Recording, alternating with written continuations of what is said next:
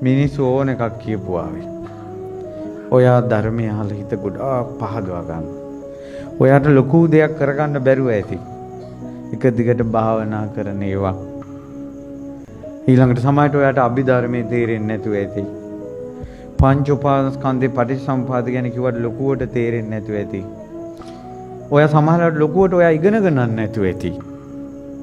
ඔයාලා ගෙවල් වල තියෙන බණ පොදුත් ඔයාලට කියවන්න වෙලාවකුත් නැතුව ඇති. බණ කියවන්නත් බැරුව ඇති. ඒ වුණාට බුදුරජාණන් වහන්සේ ගැන තියෙන සද්ධාවට හානි කරගන්න එපා. ධර්මයට තියෙන සද්ධාවට හානි කරගන්න එපා. සංඝයාට තියෙන සද්ධාවට හානි කරගන්න එපා. පැහැදිලිනේ. මිනිස් අඩුපාඩු තියෙන්න පුළුවන්. නායක හමුදුරු නමක් බණකට ගිහිල්ලා ඊට පස්සේ ඒ ගෙදර සීයා පුතා තමයි ඇක්සිඩන්ට් වෙලා මැරිලා තියෙන්නේ. 1970 වගේ 70 දශකේ. ඊට පස්සේ උන්දර දරුවා නැති දුක වැඩි. අද 7 දවසේ බණ හෙට දානේ. මුන්ද ඩිංගිත බිව්වා. දරුවට පින් දෙන්න ඕන නිසා බණ හොඳට අහන්න ඕන කියලා ඉස්සරහින්ද ගත්තා. ඉස්සර තියෙනවා බණ කියනකොට කවුරු හරි ඔතන එක්කෙනෙක් කියන්න ඕන එහෙයි.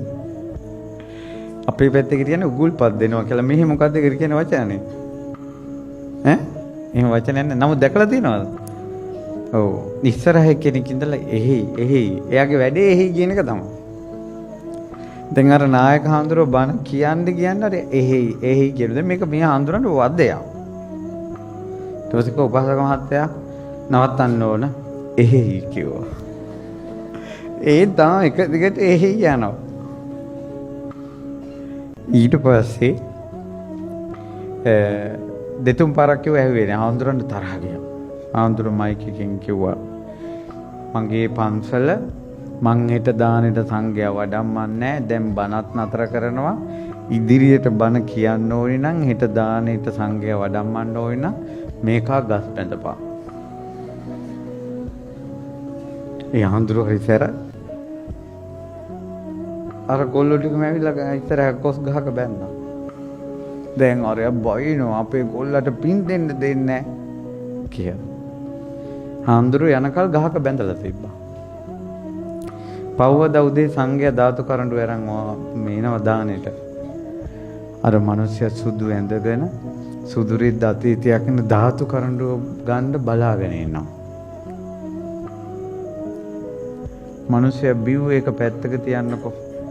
හිත හොඳ මිනිස්සෙක්ද නැද්ද? සද්ධාව තියෙන කෙනෙක්ද නැද්ද? හිතේ කෝන්තර නැහැ. අද සමහර සමාජයේ ගිහියගේ වෛරක්කාරයා වෙලා හාන්දුරන්ගේ වෛරක්කාරයා වෙලා ගිහියා. වෛරය. කොයිලෝ යන්නේ මරණින් මත්තේ. කොයිලෝ යන්නේ මරණින් මත්තේ. ලෙඩ ඇඳේ වෙන ප්‍රාතිහාර්යයක් නෙවෙයි මේක.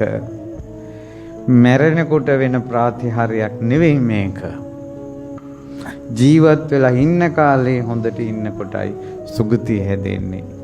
ජීවත් වෙලා ඉන්නකොට නරකට ඉන්නකොටයි අපාය හැදෙන්නේ.